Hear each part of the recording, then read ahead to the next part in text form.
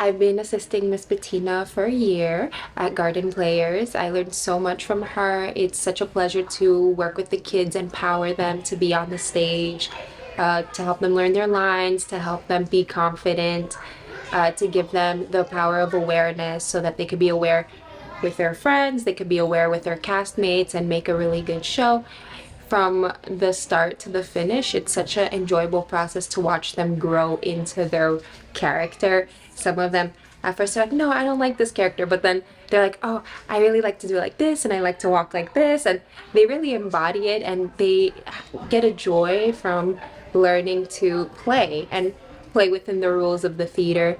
So it's a very enjoyable process for them, and I just love watching them be happy on the stage and finally getting to be an actor. Some of them this year they're performing for the first time, some of them.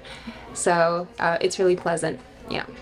So the story follows a group of college kids approaching adulthood and eventually having their own kids, where they decided to put a chip in their brain.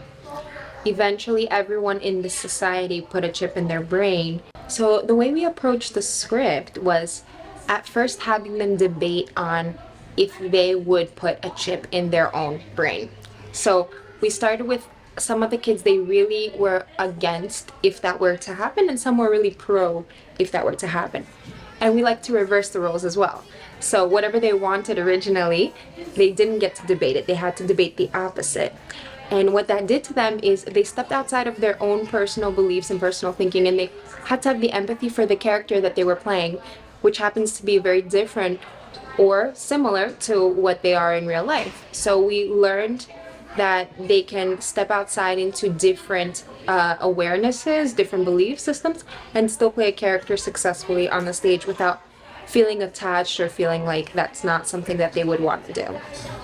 So that was a really fun part about teaching them how to play a character that's not like them, and also having them conceptualize and intellectualize what something like that would mean in the future for them. Yeah.